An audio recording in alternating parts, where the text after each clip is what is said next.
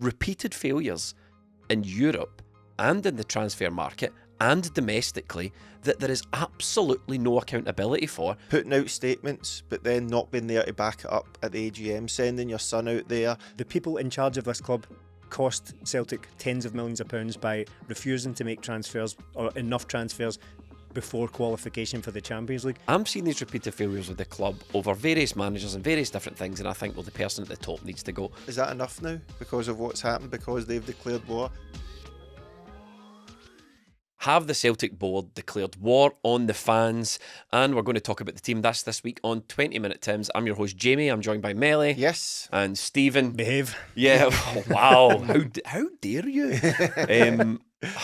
Quite unbelievable. See, I mean, we're a couple of days on from the AGM. Things are rolling on. People are getting angrier. People are still pissed off about it. And I'm sitting here wondering why decisions were made by members of the Celtic board and people's sons to read out statements. Why those particular decisions were made. Yeah, we're a few days on from it. You're right. We did a lengthy reaction to it on our Patreon service over the weekend there, and we spoke about all the details of it. And you think, well, maybe a few days will sort of relax you into it, and you can maybe look upon it with fresh eyes. Maybe read that statement again. Treat yourself to reading the statement again, and maybe you'll come to it with a different opinion. But I still cannot get my head around what on earth that was intended to achieve at all. If it was intended to achieve outright riots between the board and the fans, then yes, well done. But it was you could understand it. See if it just got to a point where the temperature rose to a point where it reached boiling point and everyone fell out. They weren't really expecting that level of disruption. They weren't really expecting that level of obnoxious sort of booing and red cards and all that. And it just got to a little bit uncomfortable. Peter Lawwell got a bit tetchy. Fans responded, shareholders responded, and then everything blew up. Right, I could understand if that was the case. But what we need to remember is that statement, that inflammatory, incendiary statement, was sitting on the desk the entire time. That was typed out in advance. That wasn't Ross Desmond just losing his temper and, right, let's get a few things off my chest. He turned up to that meeting fully intending to read that out. The paper was shaking and everything. Right. So whether that was nerves or anger or whatever, I've no idea. But no, I can't understand how on earth we got here. I can't understand, even if we zoom back a bit, can't understand how we've gone from reasonably proud Champions League level club to outright basket case in a matter of months. But rest assured, make no mistake. Well, not even 12 months on from Bayern Munich, which basket case is exactly what we are. All that was missing was the tent on the pitch, wasn't it? And then to do it in the stand. But look, Ross Desmond couldn't have picked him out in a lineup this time last week. Now, I think he was sort of saying towards the end that he's put a target in his own back. And I was like, well, you haven't, your dad has. It seems. Why did you do that, would be my question to him? He was told to. Well, that's it, yeah. And that's the bottom line. And by the way, that wasn't the end of the statement. So that has been widely reported as the end of the statement. What happened was Peter Lawwell interrupted him and brought the meeting to a close. Those just happened to be the last words. Who knows how bad that could have gotten, that statement? A lot better. There could have been another line. However, that went, on the other hand, Christmas bonuses for everyone. I know, that poor guy misunderstood. Poor son of a billionaire was just a misunderstood part of this. He could have rescued it towards the end, but we'll never know what the full extent of the damage done by that statement could have been. But Peter Lawwell mercifully, maybe he had a copy of it and thought, right, this is we're cutting this short. It was going the other way. It was just about, however, we've got a new manager, a new scouting team, a new director of football here to introduce. No, it was, again, unbelievable but believable with this board. Every time they try to come out and say something, it just infuriates even more. And myself, I get angrier every time they say something, and I don't know why they keep doing this, because all we're looking for here is answers. And look, people will say, but they never get a chance to answer anything. Every time they've tried to answer these questions, they turn around and say, we're doing a good job, which they reiterated again at the AGM. So they think they're doing a good job. They're telling us they're doing a good job. And for me, I don't know what they're trying to do here. I think they may have got a shock, because I believe that they think this is just the Green Brigade, or it's just a fraction of Celtic fans that'll this. I don't think they expected that level of that number of people to have a go at them at the AGM, and I don't think they quite understand how many people are done with them, and that's the problem there, is they think, oh, it's just them, and if we can get rid of them, everything will be fine. It's not. So- It's most fans that are annoyed. Well, so here's my problem. If I was sat down with the Celtic board, I'd say, who do you think you're talking to? And not not in that typical Scottish way. It's I genuinely mean, who are these all these communications directed at? Because my perception of the situation is that they think there's this load of malcontents within the Celtic support, and they've labelled these guys the Green Brigade. So if you're unhappy with the way things are going, you're the Green Brigade. And then on the other side of the board's mind, there's the Celtic Daz, and that's the guys who think, oh, everything's hunky-dory, and as long as we see boys in the green and white beating the Rangers, and it's fine, and I get my pie every week, my program. So they think, oh, these guys are happy, and keep them happy. But what I think the board don't understand is there are a whole massive raft of Celtic fans in the middle, from what, obviously I don't speak for them.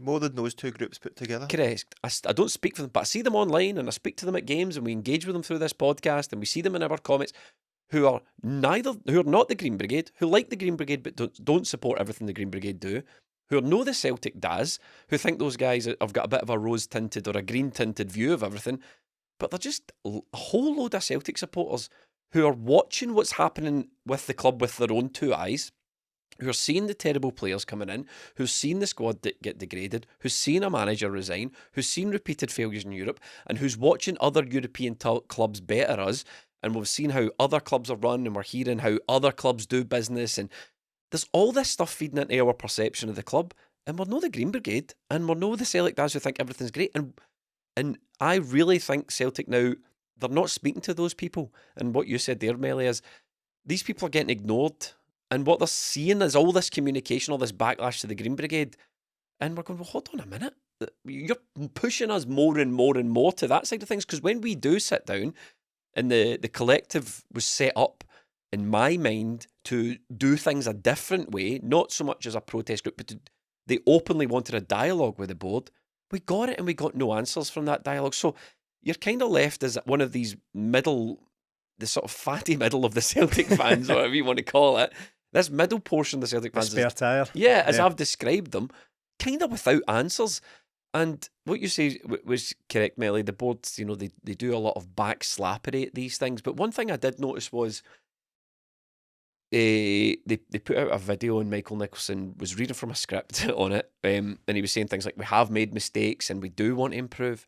Right, why is that like getting blood out of stone? Why can't we have that dialogue? And why when it was asked at the collective meeting with the board, was everyone just palmed off? I don't understand it, and I think it's because Celtic refused to see this middle ground of Celtic fan who are not one thing, not the other thing, but we're pissed off, and we want a bit of direction about the place, and we want to understand what's going on. And that's the problem, isn't it? Because we're told this, we want to improve. I don't want to hear you tell me you're wanting to improve. Anyone can do that, I want to see how you're improving. By your words, you want to be world class in everything you do.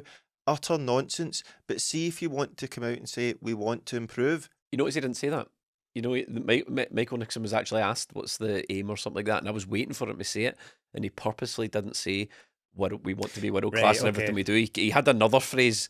I think he's deleted that one from his vocabulary. Well, good, because it's nonsense. But tell me how you're going to do that. Tell me what improvements since the end of the transfer window, which is the start of September, we have made. Because all I've seen is your head of scouting is left. He wasn't sacked. He went to join another team, and I think the head of data's left as well.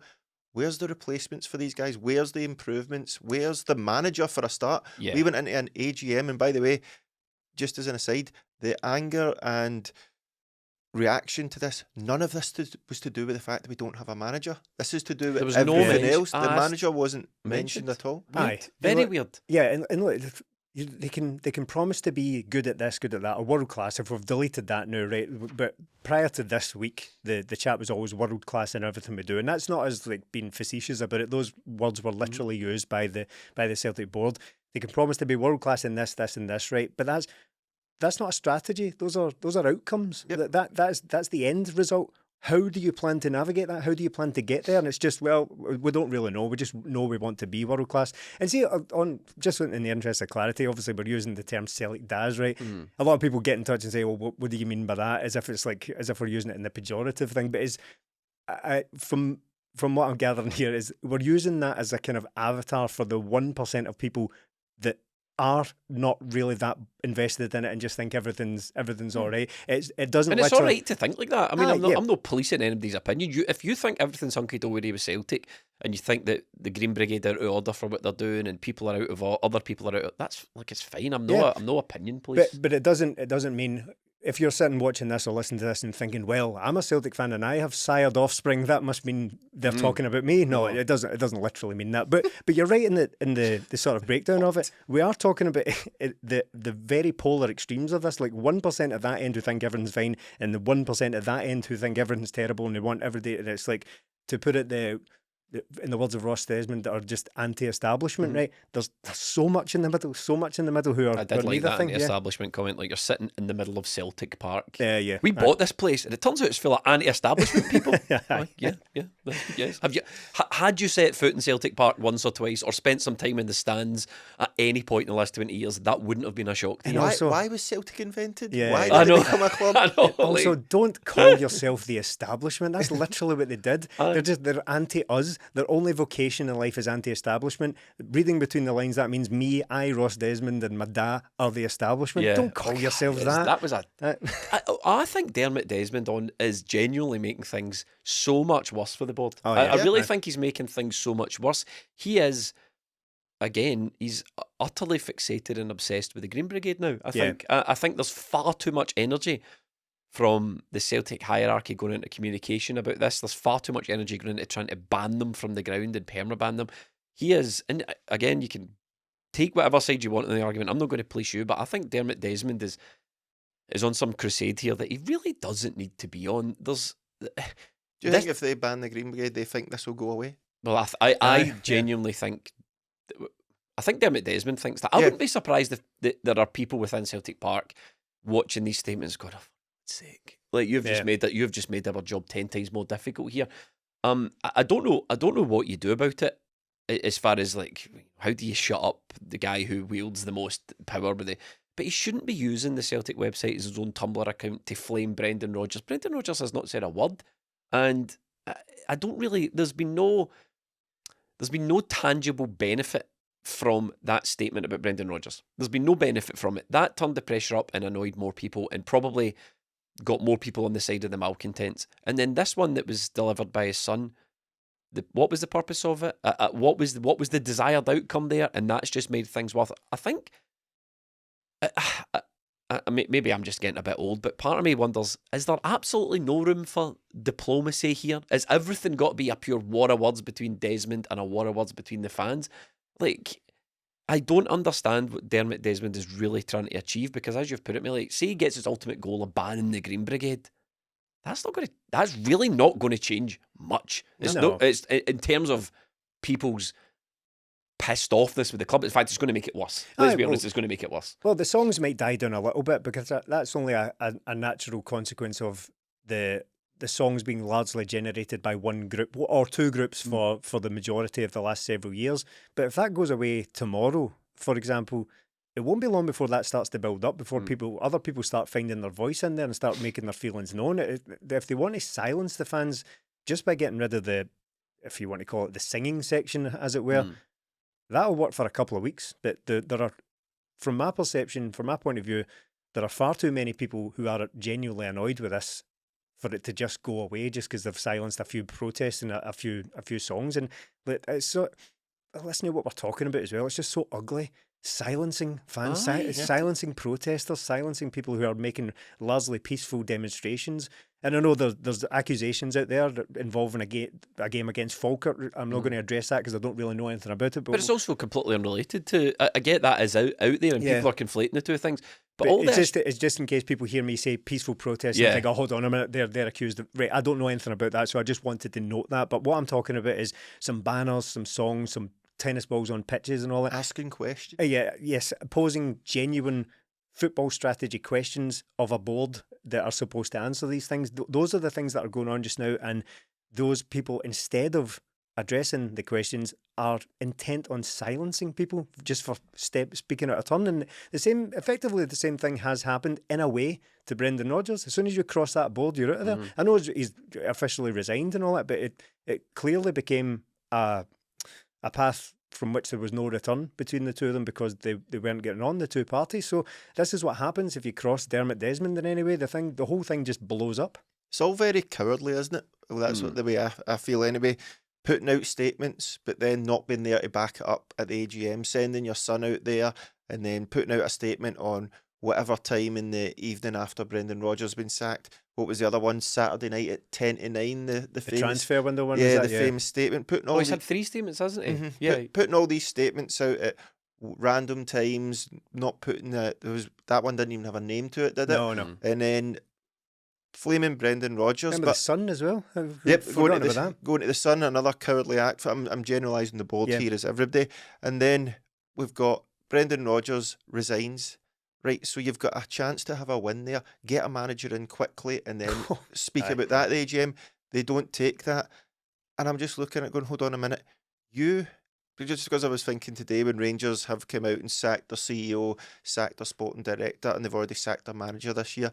So you can, what they compare themselves, where they find the bar as Rangers, and you're looking across going, oh, look at them, getting rid of all them. What a basket case. Hold on a minute. They've brought in these people. They didn't work out. And they've quickly got rid of them. They get rid of a manager. They've brought in a new manager who's apparently sat down with them and said, these guys you brought in are not good enough. So the guys that have brought them in have been bulleted and taken out. Yet we continued with a manager who they said was tearing the club apart. We didn't sack Brendan Rodgers. He resigned. So you kept in a manager who was tearing the club apart. And then you have had time to replace him. And you haven't done it. And all you keep doing is then trying to turn it on the fans as if it's our fault. If we do what you do, it will take the club down. That's the language they're using in there. Hello. Do you want a box of cans and Martin O'Neill back? Well, we've got Martin O'Neill back, and here's how to get the cans. Our friends at Beer 52 are offering you a free case of 8 unique beers you won't find anywhere else. Go to www.beer52.com/Tims and just cover the postage to get your free case now. Beer 52 are the UK's #1 beer club. Every month they visit a different place and expertly curate a case of exclusive beers from the region's best breweries. Your free case will include an eclectic selection of beers from the world's best beer countries, including the UK, Germany and the USA. This can from Buro looks amazing and the beer is even better. The vibrant hop profile ensures it's bursting with flavour, while its rounded palate delivers a smooth finish that will keep you coming back for more. If you don't like dark beer, just choose the light case and don't forget you get a couple of tasty snacks. You can also learn about all the fantastic breweries, in this case with the award-winning Ferment magazine. Even if, after all that, you're still unsatisfied, you can simply pause or cancel at any time. So that's www.beer52.com/Tims to claim your free case of insanely good beers now. That's beer52.com/Tims. I think the club, I don't think they understand what the issue that most fans are. I really don't think they do. The way they talk, it's as if we want the club burnt down and we want millions of pounds spent and we want. And I really am at the point now where I'm like, are you just, in the true sense of the word, who are you talking to and who are you listening to? Because you're not. I, as a fan who feels I'm a bit in the middle, feel I'm not being heard. You know, all this stuff about we need to protect the. What was the phrase used? It was like protect the future of the club. Yes, from what? Well, but oblivion that they've made up, really. Aye, well, they haven't made it up because I think, you know, there could be change, there could be foreseen or unforeseen changes in the future of Celtic, which the landscape, say the Champions League landscape changes very quickly. Suddenly that 80 million in the bank doesn't stand for an awful lot. If you don't make the does it matter to us? What do you mean? All we strive for is the participation in Europe. That's all we need. Well, that's fine. But I'm talking about the financial reality of it. I'm not saying there's, but they might see these things down the horizon and go, right, we need to be cautious of this. And what is happening to me, in my opinion, is they're being overcautious. They're gripping on to this has worked for us and we can't possibly steer away from it. And I don't and they're going, they want us to spend so much, they want us to drive this club into the ground chasing literally mentioned the 90s as Aye, well. they wanted to drive this club into the ground chasing some European fantasy. And I'm like, not a single Celtic fan I've spoken to wants that. No. We just want a club to not look like a basket case. Really, on the face of it, it would be enormously helpful if we just stopped seeing some amount of shite coming into the club in terms of footballers. We'll get to that. You know, and yeah, we will get to that. So sorry, I'm repeating myself and I hate doing that in the podcast, but I asked earlier on who you're talking to, and I'm now asking who you're listening to, because I don't think they are listening to really anybody. No, and see if they were to say to me, what do you want? And I would just go, like, see, last season, that was good. Celtic went into a Champions League group. Sorry, I need to correct myself there. They are listening to people. They're listening to the 1% at the either side of the spectrum that they think speak for everyone. Carry on. Fair enough. And so for me, what do I want Celtic to be? If I look at last season and I look at successful Champions League campaigns for Celtic, they haven't happened an awful lot. Last season was good. Did Celtic punch above their weight and beat MD they shouldn't have last season? No, they didn't. They got a really good result against Leipzig, who were having a poor season. Yeah. And they got results against Zagreb, Atalanta, Young Boys. Bruges, Young Boys. That's what I want to see. I'm not expecting Celtic to go out and beat Bayern Munich every season. I'm expecting them to compete against the teams I think we should be competing against. That's what we're after. That doesn't take a lot from me. That doesn't take spending £80 million, putting yourself into debt. That means you being a well-run club and going out there and see what you say about them being overcautious. Aye, okay, but it's a self-fulfilling prophecy, isn't it? Mm-hmm. Because if you're going to keep all the money and not spend it on the team, well, you've lost out in Champions League qualification. So how much money have you lost right now? And then what does that do? It knocks your coefficient, which makes it harder to qualify the next year and the next year. So they are going to go at one point. Told you so. We've kept all this money because we can't get into the Champions League anymore. Why not? Because of all the failures previously. So Stephen, I think there's a thing that I hear a lot, and I'm not calling anyone in particular out, but I sometimes when I want to try and get to the heart of the issue, you have to try and. I think a lot of people are so angry now that the board included that they just can't see the wood for the trees a bit. Yeah, both sides. Both sides. I honestly, I genuinely think a lot of people on both sides. Include myself in that, by the way. Are just too. Well, that's very magnanimous of you, Martin. Really. They just can't see the wood for the trees, and when people are talking about, you know, the board said we broke our transfer record twice, so they're saying, look, how can you say we're not investing in the team? We broke our transfer record twice, but again, the fan who I picture would say, fine. But those players went very good. Yeah. And they didn't get us to where we wanted to be. And also, what was the escalation from that point? Because you can't just say, right, we did it once in the past, so therefore we're never going to do it again. Well, in fact, we're never really going to invest anything again because we did that and it didn't work, so therefore get it up, you know? It's the oldest... You also made your record transfer fee pretty much in that summer as well. So while you did spend £30 million, you brought in 25. Make a profit virtually every year, and it's like... And it's easier to break your transfer record year on year just because of football inflation. Sooner or in the not too distant future, we will be regularly breaking our transfer record because the most average player will probably cost that much. They signed Alan Stubbs for $3.5 million 30 years ago, and we're still deliberating over it. Wouldn't he still need to phone up Dermot Desmond on the golf course to make sure that's an okay purchase these days? I wonder what that was in football inflation. Carry on, I'm going to Google it. So... on the subject of risk, it's the oldest system in the book here now. So on one hand, you've got Ross Desmond saying that they won't risk the future because we're going to tip over into oblivion, not literally using those words, but cited things like the 90s where it almost literally was the end for Celtic, right? Citing that as the need to just sit on loads and loads of money, right? Fine, but it's one of the oldest rules here is the less you risk, the less you will be rewarded. And I appreciate there is a point of diminishing returns there where you can't tip over into absolute recklessness. I totally understand that and I agree with that from Ross Desmond, right? But we are so far away from that it's not worth talking about. We are not edging up to the tipping point of just going completely bust. And from my point of view, it's completely absurd to even suggest that. And I sat here a few weeks ago and said that the board must be gutted these days because the kind of the world is shrinking in terms of football and in terms of the data that people have access to and the information. We're able to follow clubs like Midtjylland and Club Brugge. We list these clubs on a weekly basis now. That's all we're looking for. We are looking to keep up with those clubs. Nobody's talking about spending. That was mentioned in the statement, and you could hear people getting angrier the more he mentioned it. He mentioned things like clubs who are able to punch above their weight in Europe.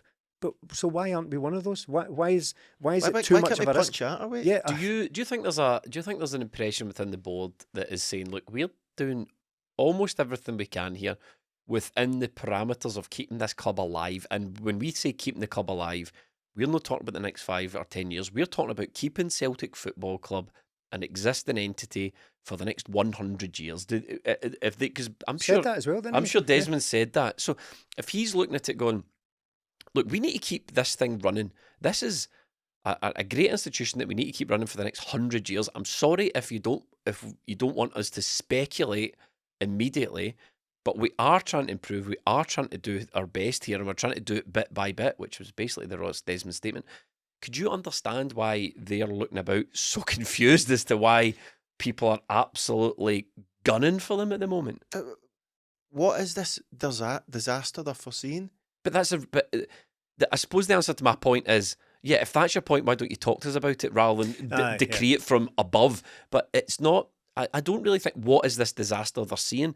Because that's an unanswerable question, isn't it? It's certainly unanswerable, us three sitting in here. You can't just assume that there's never going to be a financial change. You can't just say, oh, things will always be this way. I don't expect them to always be this way, but the club made it through COVID with no problem whatsoever. The club have made it through not qualifying. They made it through COVID because we bought all our season tickets. Yeah. The club have made it through not qualifying for paradise, huh?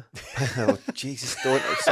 I'll start shaking. The club have made it through 4 or 5 years of not qualifying for the Champions League. The club have made it through the 90s, if you want to stretch it that far back. They've made it through Rangers' dominance because the fans are there. Celtic have said that part of their strategy... Right, I hate this, right? I hate doing this, and you're making me do it.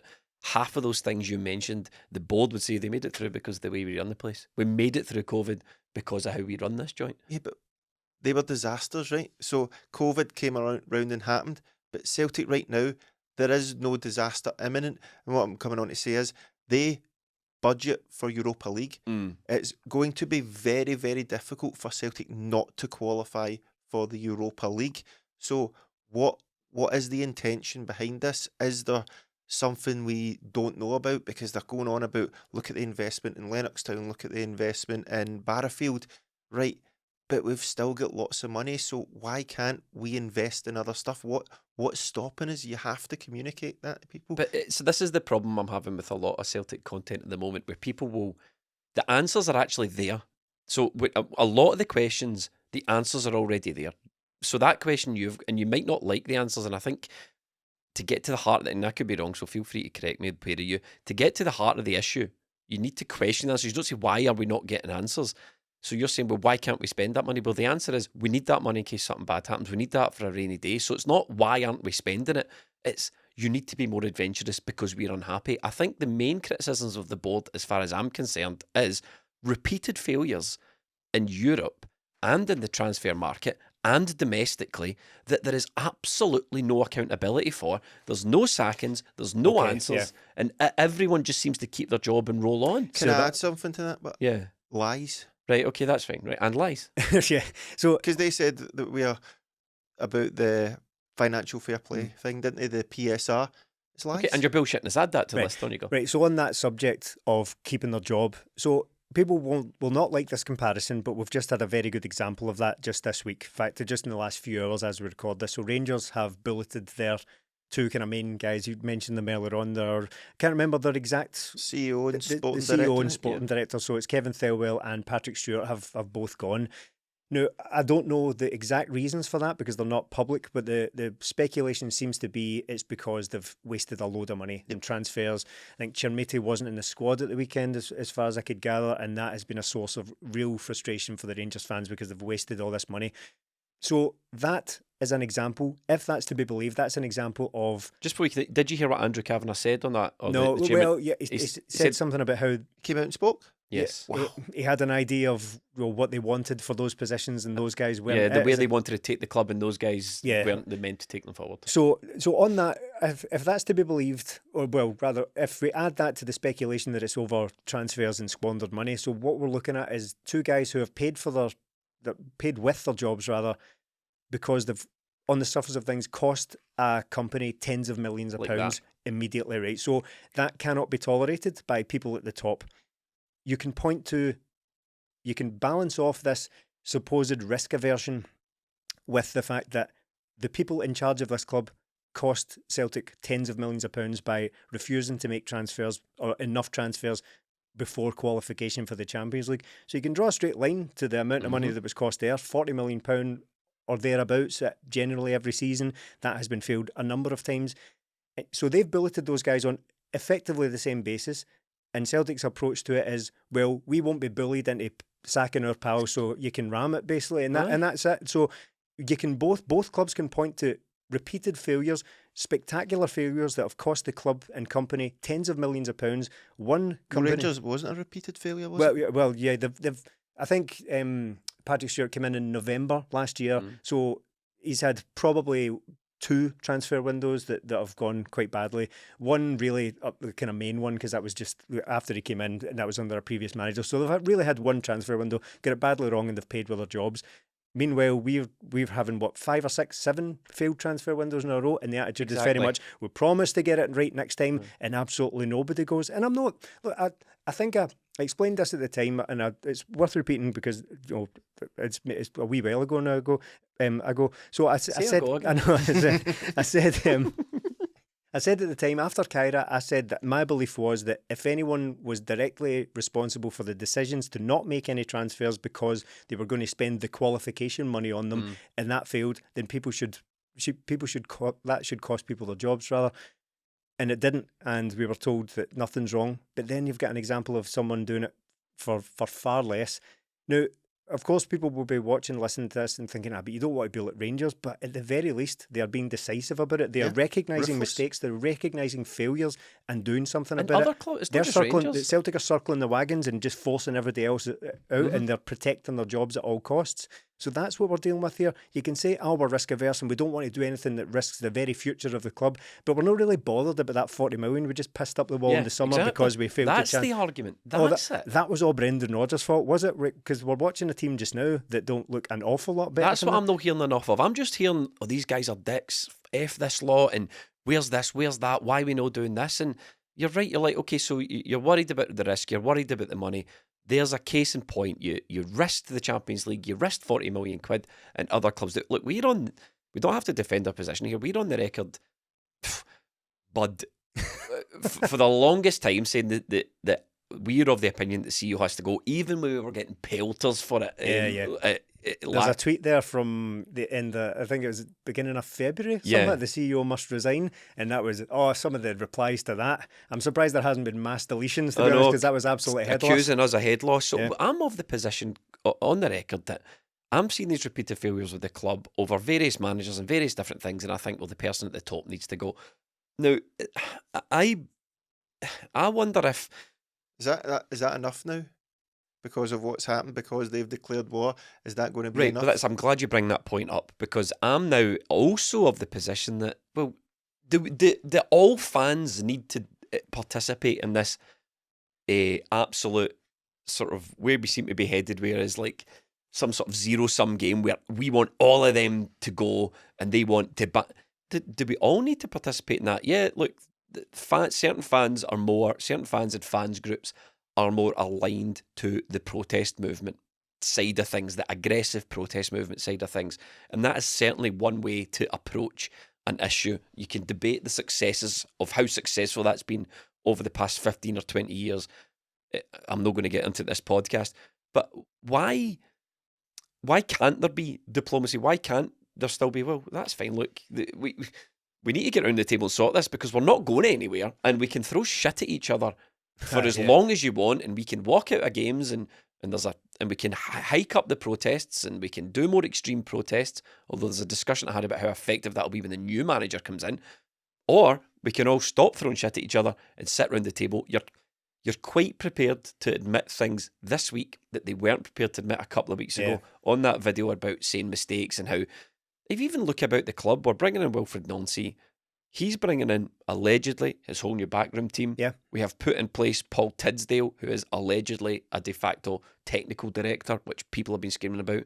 We have lost a lot of the old coaches and the old backroom staff that Brendan Rodgers had. We've lost the head of recruitment. There's a lot of change happening at Celtic here. So there's obviously been somewhere. To me, it's like they kind of maybe know they're making mistakes, but fucker, we admit it to that lot, not a chance. Is there a lot of change? Because Well, I just described some. What do you think? the management team, yes. Elsewhere, we've had 2 departures. That's not change, that's just departures. So there's 2 people left. I've got to pull you up on that Nobody's comment. come in. Come on. I'm not letting you make that podcast. I'm not letting you make that point unchallenged on a podcast. These 2 people have left. 2 new people are coming in. Where are they? Well, just because they're not here immediately as we record this isn't any sort of argument, is it?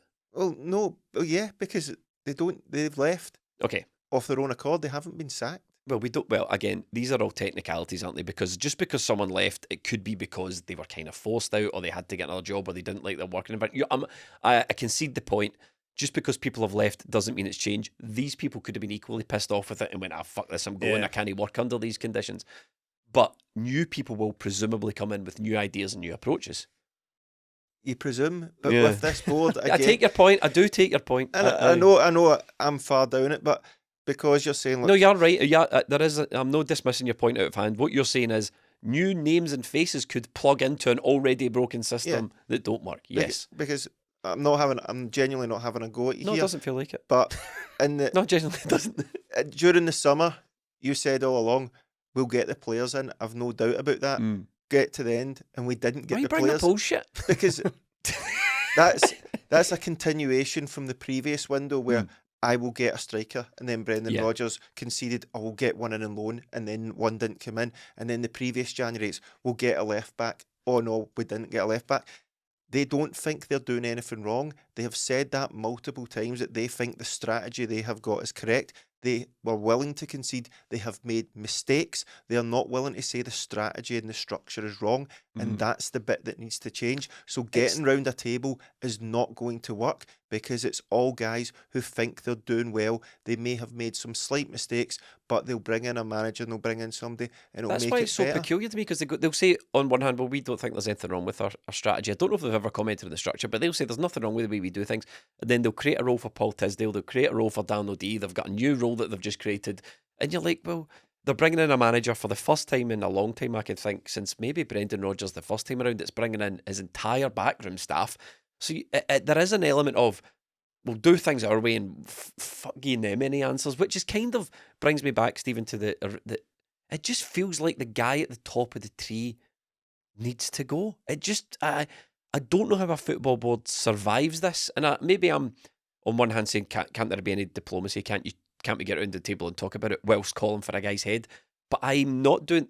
It doesn't matter what the name of the CEO is. Just from my history of absorbing and watching football, when boards don't work, when they all fall out, when clubs have repeated failures at various areas, it kind of feels like it's like a Venn diagram and all things are pointing to the CEO. Yeah, it is. And I've a flowchart, not a Venn diagram. I think I've tried to make the point that I don't think anyone should have kept. I don't mean like it wasn't an absolute head loss, and I'm just running about calling for heads because I was pissed off with the Kairat result. I tried to explain exactly the thought process that led me to think that these are unforgivable failures at the time. But there's also it's also highly debatable as to what changing any of this will actually do while Dermot Desmond is at the head of the table, because if we currently have a board that are largely useless because they are incapable of doing their not their sole duty, but one of their main duties would be to stand up to wild decision making and wild, angry, hot-headed decision making from the Desmonds, or come to an agreement with everybody, not one person. And the various reporting is that they can't really get anything done without Desmond say so. So changing the CEO, I think, has to happen. But then at the end of that, are we all just going to be sitting in the same position? Yeah, I mean, it is a valid argument to say that the issue here is Dermot Desmond, and as long as you keep him happy, you keep your job, and everything needs plugged into the way we've seen it. He wants it plugged in, because the board, I think, Like, so, you know, I do think that this, yeah, I've said it a million times, I'm not going to repeat it, but I also think the board have just, I find it weird. I just do find it weird that through 20 odd years that most of the board have been there, whatever what the case may be, like, not one fresh idea has entered the room, not one fresh face. There's no. Some of them are there when Martin O'Neill was there the first time round. Aye, it's bizarre to me that they were operating in this way where the board is just like the same 5 old guys that, or however many they are, and there's been no change. There's been no, let's freshen this place up a wee bit. It's everything just feels a wee bit off, which is another reason why there needs to be change at board level. So you need to Put change some the CEO. respect on Don Mackay's name. I can't Well- believe you've just forgotten it. You've just erased it. This is But Don that- Mackay Erasure. But that's Yeah. that's Is he part an of erasure? That's again Maybe part- what he's doing now. I don't know. I Aye. haven't kept up with this. Well, he's career. working at the SCCC. yeah. Right. So Well, he's there you probably go. friends with Erasure. We can look at CEOs, can't we? So Don Mm. Mackay didn't work. Peter Lawwell was lambasted. Michael Nicholson's lambasted. We've had how many director of football, sporting directors come in and be lambasted. It's the same things that keep happening. So taking out the CEO and taking out Tisdale, is that going to So do you solve want rid of Dermot Desmond? Ideally I would, but I don't see that happening. But so you want rid of him? Yeah. What do you want in his place? Somebody else. Who? I can't give you a name, but Name a billionaire. Yeah. Who's your favourite billionaire? I know. Nelly? Come on. But- No, I suppose the point I'm making is there is an element of be careful what you wish for with Dermot Desmond, isn't there? Because you could get sold out to some Fibonite, some team that doesn't give a shit about You what could. Celtic looks like. It's But see, Or quite literally murderous regimes. We Yes. could be in with that. but with Celtic for me, like, I don't expect Dermot Desmond to go. I fully expect him to stay. But would see, you settle for him just shutting up? yes, that's what I was coming on to. See if it was just to take a step back and allow a football club to be ran by people who were there. Mm. So look, we don't know to the extent how good or bad these people are at their jobs because they've got him hanging over all the time, where they have to phone him or email him to get go ahead to buy players or increase bids for that. He's putting up the BlackBerry Aye. on the golf course. Him and DJ Khaled, what do you think, son? So Showing DJ Khaled YouTube videos of Luke McKeown. You think we should sign him one? Another one. So it has to be that Celtic have to be a club that's run by the football and operations. But like I said, we keep bringing in different people to do this job, and are they getting to do their job? That's the question I have. So if he could take a step back and allow people to bring it in, but because of what he has went and done, it's went too far. Like, people won't accept Peter Lawwell and Michael Nicholson continuing. They won't accept the fact that this board can just continue on. We need fresh ideas, and that's where it has to change, because I don't think Dermot Desmond will. I've got to say the new manager coming in under what looks like the stewardship of Paul Tisdale, who seems to be running the football department now in his new role. He's bringing in the manager, the backroom team. He'll probably have a say in the head of recruitment. This feels to me like, Stephen, it does feel like a gamble. It feels like the last roll of the dice for the board, who are trying to, I don't know, cobble something together that might resemble a modern football club and the vision that they have.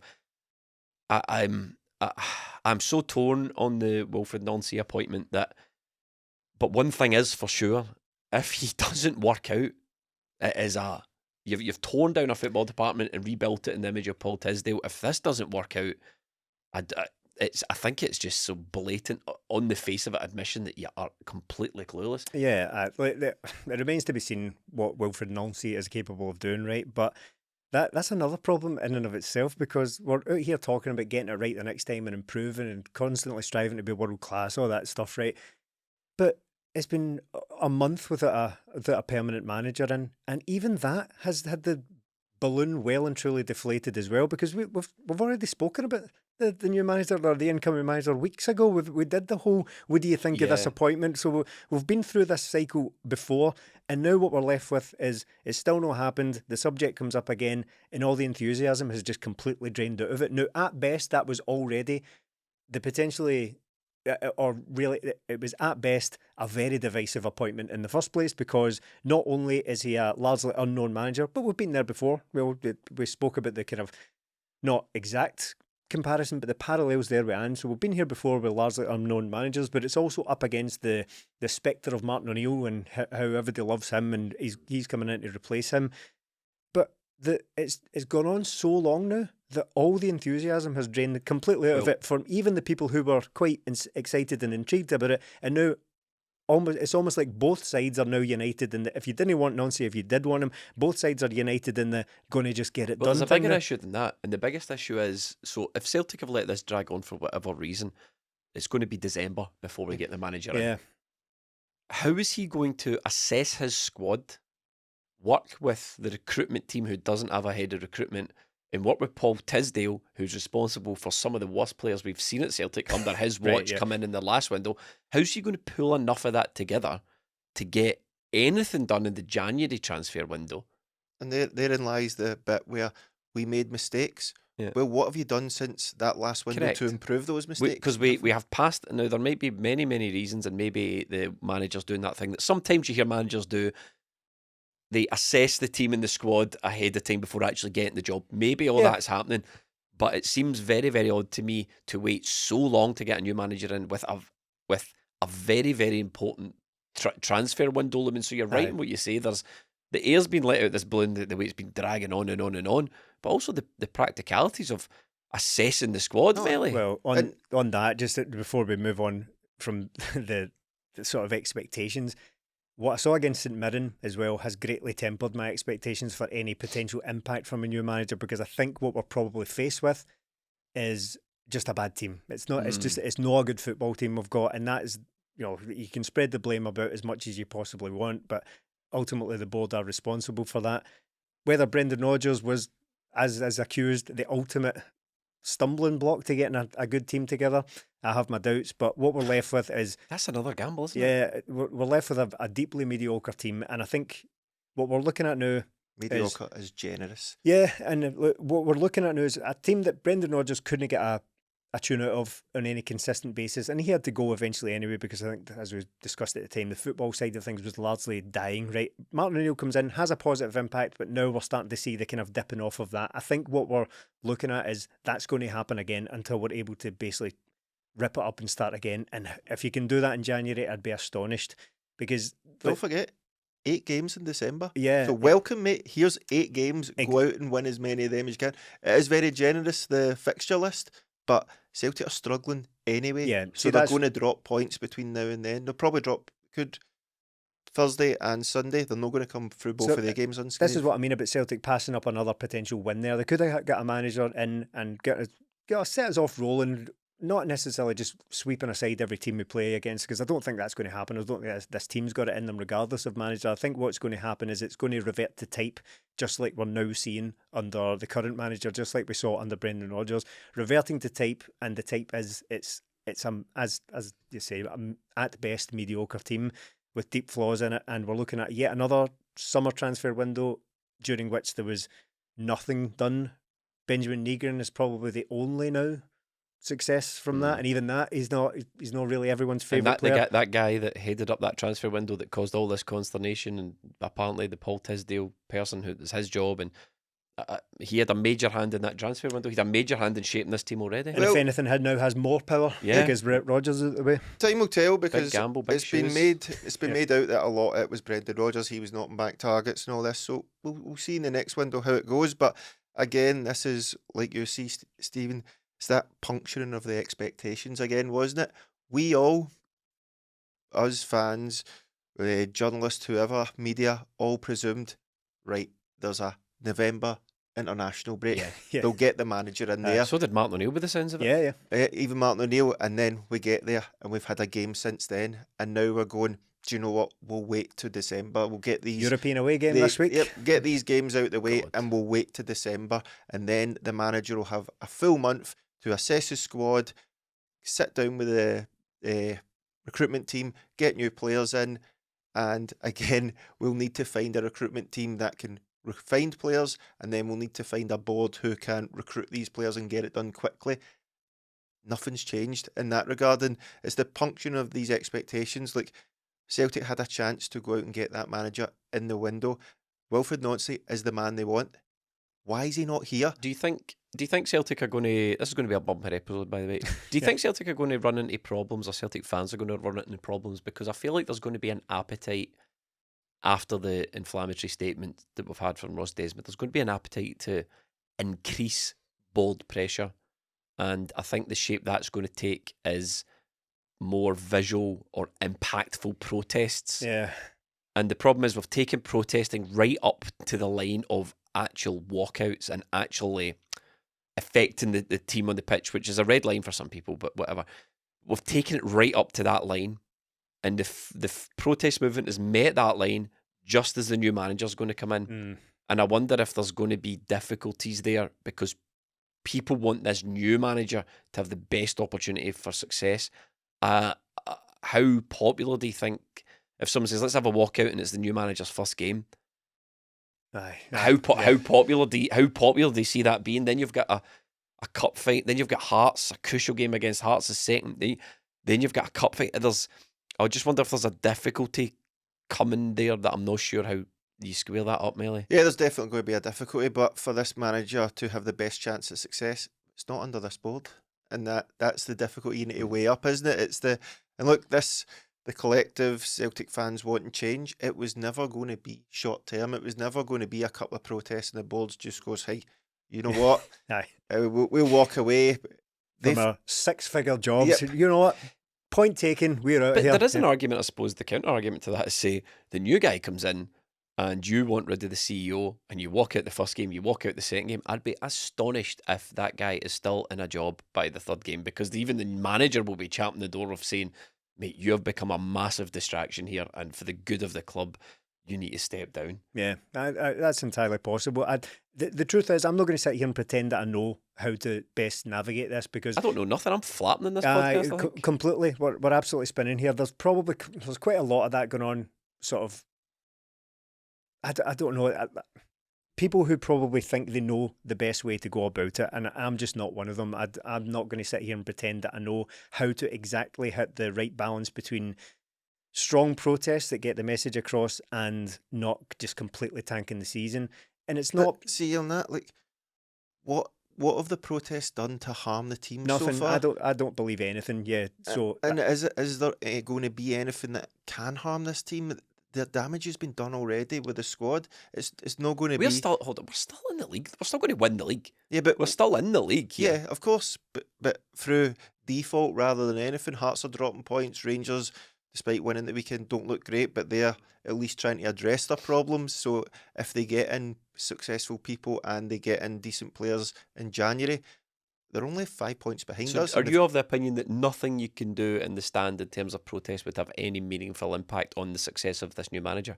If these players, like, the manager is a separate bit for me. He's going to come in and he's going to have to work with these players, but these players are patently not good enough as a collective. So I don't see what the protests are going to mean. They're going to go, not going to play as well today. They've not got it in them because of this is the squad that's been assembled or disassembled. Stephen, protest as far as affecting the team. Same question. Do you think there's anything that you could do as a protest that would affect the chance of the manager's best chance of success? Well, I suppose there's two ways to look at that. Will that directly affect the team on the pitch and therefore the manager's chances of being successful? I have my doubts about that. I agree with Melly. I think the team is fragile enough that that's what's going to happen anyway. But will it make the perception be that this manager is failing because of potential bad results that might have come anyway? Is he coming into an already unwinnable from position because of the heat around the appointment in the first place? Does it maybe give him a shield on the other hand? But no, I'm of the opinion that if you've got a team that are as bad as you think they are and as mentally weak as you think they are, and you start having fans, for talking sake, walking out of I wouldn't say mentally weak. I just don't think they've got the quality there. That's fine. If you have fans walking out of the ground, perhaps, for talking sake, because that's the next logical step for me is mass walkouts. I think if you give those players any excuse not to play, if you give them any excuse to play worse, they're probably going to take it. That's possible, but what I would say is when this first kicked off, so we're talking early September was when the collective got together and the protest became anything meaningful going forward. That's when the communications went out and we were all talking about protests, so early September, I made the point that, look, Celtic have played in every set of circumstances imaginable already this season. They've played against Rangers, they've played against Kairat Almaty, the other side, literally the other side of the world. They've played in full stadiums, they've played against hardly anyone. That is in my shot melee while I'm talking. Oh, sorry. Absolute amateur hour. It is about Wilfred Nancy finalising a deal. Oh, really? Yes. Have I got breaking news? There we go. Say that then. So, Come on, pick it up, Stephen. Don't lose. Forgot about We're the not making that cut. Come on. breaking news. So I'd said that the performances have been largely the same all season, regardless of the atmospheres, regardless of how many fans they've played against. They've played in diminished allocations at Ibrox. They've done it all, and the performances have been mostly the same. And we're starting to see as I put it earlier, the reversion to the type, the reversion to mean, if you like, of the overall performance already, because we That saw was a that difficult team they were playing against. They've had Falkirk, they've had Kilmarnock. Tough away game. 10-man Rangers, and then lost quite heavily to Michel-Ange. So we're seeing the reversion to that, and it's not because of protests, because if anything, they've died down over the last few weeks because of the feel-good factor of Martin O'Neill. So I don't want to directly link protests to the performance of the team and or manager, but I don't think it's going to make things any better from the outside, from an already maybe quite unpopular appointment in the first place. If the team starts dropping points, the attention is going to go directly to the protest, because that's been the case all along. You know, you're harming the team. It's not helping the team. I even see comments about chanting "sack the board" isn't helping the team. So it's already quite sensitive in that. So do you think that's to blame for Michel-Ange Balikwisha's performances? Oh, Melee, there is no performance. Yeah, the lack of that's performance. The problem. You worried about this one? It's not a Paul Tisdale, by the way. By all accounts, we were chasing him for a very long time. No, I'm not worried. I think my mind's made up. He's not going to be a good Celtic player. That's 2 managers now, and possibly in the next few weeks will be the 3rd manager. And he's probably not going to play him either. For Celtic to be chasing a goal, chasing a win, and for the guy not to even get a second off the bench alongside Shin, where do you go with that then? It's probably done already, isn't it? See, that's the pattern. And I don't like saying that about a guy that's just come in, but £4.5 million in the last year of his contract. So chasing him for 18 months. Yes, what a bargain that was. Remember, that was a chat during the summer about how we're going to wait. We're being really clever. If you notice, what we're doing is picking up real bargains in the last year of the contract. That was the strategy I this waited summer. till the end of the window, didn't they, to get him for cheaper? It's at no point in that guy's contract did anyone want him, and then we swoop in. So the Balikwisha thing is the pattern that's emerging that's the worry, because you can't make the case just based on the bare numbers alone. You can't make the case that he's gradually building his way into the team, because it's the opposite. He is working his way directly out of the team. If you look at his past appearances, he started his first 2 games. I think that may have been either side of the international break at the end of the transfer window. Started at Ibrox, and he started at Kilmarnock as well.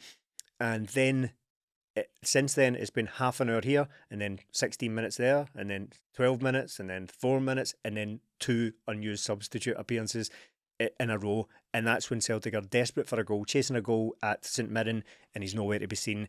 So that's an alarming sequence of events. Now, what you could say is that I sat here and said exactly the same thing about Arne Engels just this season. I said, look, the pattern is that he was playing loads last season, and now he can't get a look in. So that's not development. It's the exact opposite of development.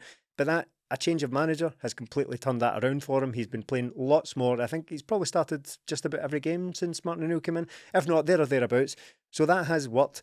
But as you pointed out, the change of manager has done nothing for Michel-Ange Balikwisha. If anything, it's been the opposite. It's been Brendan Rodgers was playing him a bit, then less so, and then not at all. And Martin O'Neill has continued that. So it's not looking very good for what was really the kind of, if not really the marquee signing of the summer window. It was the most kind of hyped one, because there was all the chat about how, yes, as you pointed out, the last year of the contract, and we're paying quite a lot of money for him, so that means he was worth even more than that if you look at it like that.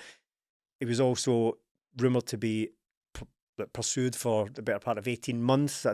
He must have something, but Yeah. because if Celtic are pursuing him for that length of time, they must. Look, I know we've sat here. I know, I was about to say. We've sat here and said, look, they're not good at their job, but if that's your job, you must see something that they must have something, whether it be he gets into good goal scoring positions or he's direct or whatever. Maybe Brendan wanted them. Maybe this is this is the problem. You're never going to get answers to everything, but you're right in what you're saying. And But what did he see then? Well, this is the debate I've been trying to have tonight on the podcast. Is let's get into a wee bit of the nitty gritty and find out why we think things and maybe how things are falling down and not working and where we can make them work. Like, but that Balikwisha one, how has it got to the point where he was identified all that time ago, chased, we presumably never found a player that was better than him for less money or the same money, otherwise we would have bought that guy. We bring him here and he's, for me, honestly, he's, I can't remember the last time I've seen a Celtic. There have been Celtic players who came and not contributed, obviously. But for that amount of money, with that amount of sort of hype, I can't remember for a long time a player coming with any sort of hype and just not doing anything. No, even like guys like Ayeti came in and scored goals at the start and then fell away. With this guy, that's why I don't want to write him off, because I just keep thinking there must be something. But the more he doesn't play, the evidence for that gets less and less and less and less. So I don't know. It seems he could well be the sort of poster boy for this failed board transfer recruitment team in a while, because if he leaves in January or the summer for any less than he's come in for, he goes out on loan, or if he just continues not to play despite this being the poorest Celtic attacking line in however many 25, 30 years, then it does bring it back to another board failure, because one of the items they picked up on in the now infamous video for the AGM, which stands for Angry Geriatric Men. Yes. The second time we made that joke, cut it out the first time. Absent geriatric man as well. There we go. Really? old grumpy Muppets. No, old starts with no. So there we go. There you go. There we go. There we go. They said the highest squad value in the history of the club. I thought that's the problem, though, isn't it? That's part of the problem. That brings us round to, yes, you're spending all this money, but look what we're getting for it. And you're talking about, as Stephen pointed out, securing the future of the club as your ultimate goal. Why have you spent £4.5 million of our money on this guy? Look, I want to finish on some. See, on that, just before you move away from that subject, that is, it's again, that circles back to the board, because they are saying they're spending loads of money, but it's as a result of their dilly-dallying for months on end. So that was widely reported during the Engels and Ida and Trusty fiascos, that we'd massively overpaid for those players because they were valued at such and such, and then Celtic played their brilliant 4D, 5D chess and waited right to the end of the window. Too clever by half transfer strategy. So they did all this and ended up. So they're turning around to us and saying, we spent 11 million on this guy, but we know he was worth 4 million quid. So why you're blaming us twice here? Brendan Rodgers bullied us into it. And if you had any better ideas, I'm sure we would like to hear them. Listen, I want to end on patreon.com/20minutetims is where you can support the podcast. We've not plugged it, so just a short plug for that. Extra podcast videos and writing over there, and reactions to things like the AGM and no doubt Wilfred Nancy's arrival when it comes. Listen, I want to end on the subject of credit. So Celtic there's been an upturn, I think, undoubtedly from Celtic in terms of results and in terms of some of the performances since Martin O'Neill's came in and since Sean Maloney's came in. And Martin O'Neill has got lots of credit for that, which is fair enough. I think that's fair. He's answered the call, as it were. Sean Maloney working in the background. Some people went, actually, do you know, the real star of the show isn't Martin. If you just look to his right, Sean Maloney's the one that should get the credit. And I think they're both wrong. I think those both are inaccurate. I think the person that deserves the most credit for dragging Celtic through this current situation, because I think sometimes people underestimate the effect this has on a dressing room and a training pitch and all that stuff. It's bothering him. Yes. Fozzie. No, it's undoubtedly for me, Cal McGregor. Oh, I thought he was building up to Michael Nicholson. No, it's Dermot Desmond. Don't you ungrateful bastards forget it. No, it's Cal McGregor. Honestly, it's hearing them talk when it all first happened and Martin O'Neill came in.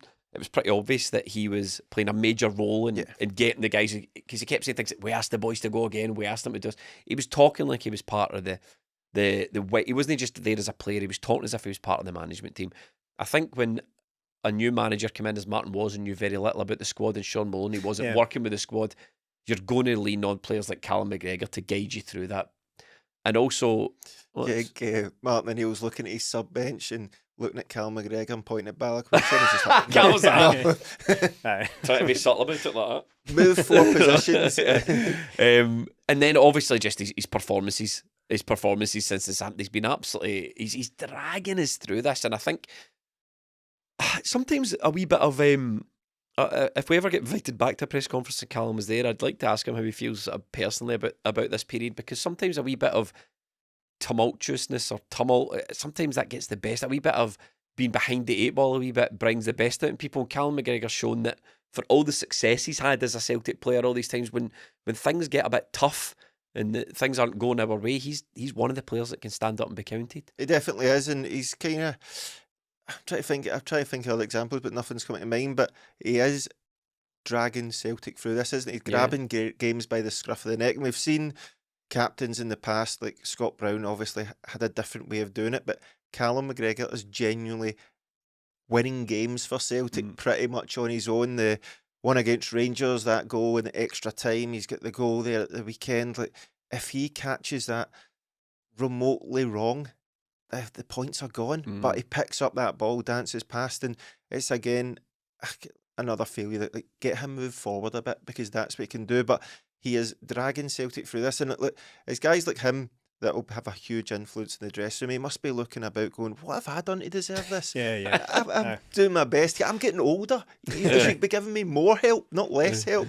But he's dragging Celtic through, and he's just cementing the place that he's a genuine Celtic legend, and again, probably the best midfielder we've had, one of the best captains we've ever had at Celtic. I totally echo all those sentiments. I don't think overall he's had his best season. I think he has had struggles in there, particularly some of the European games. He has looked a little bit lost. Could be his most influential season. Yeah, but that is, I mean, it's not only as a result of him having a poor team around him. He has contributed somewhat to that by having his own struggles in there. But all that aside, when it's expected of him, when it's asked of him, he has stepped up massively this season. Now, you can't expect him to carry the team entirely on his own, but he's doing a version of that, because as Melly's just listed, the twice that he has stepped up with spectacular goals almost out of nothing against Rangers and against St Mirren have been two of the most significant results in this season so far. So I think he's looking about as well and looking for the senior players, like, right guys, let's all get around. Cameron or Alistair, they're dropping like flies around him, and he's just looking about himself going, it's me and you, Katie. That is an important note to make as well. The injuries are absolutely terrible this season, and I suppose, like, you could say that defensively been all right for the most part. Certainly domestically been okay defensively, but as part of the unit, Alistair Johnson and Cameron Carter-Vickers and the various other kind of crucial injuries we've got, they're not just defenders, they're part of the whole system, especially Alistair Johnson. They're part of the way Celtic attack. So in that way, being without them has been massively impactful on the team.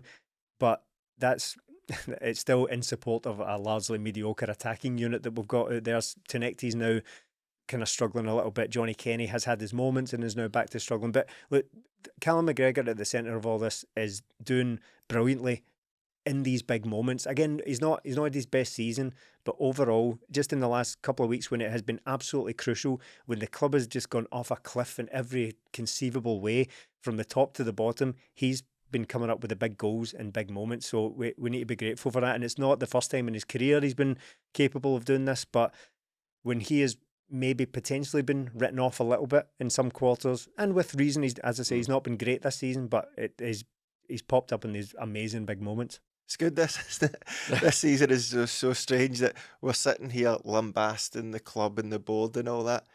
We get 3 points closer to the leaders at the weekend because we scored a goal. What does that say for the league, and what does that say for anything we're doing here? That Celtic, despite having all this season, and look, I'm watching that game at the weekend saying, we might drag ourselves through it this season, but I'm like, how do you have a successful season with all that going in the background? You keep the hail down. Oh, there it is.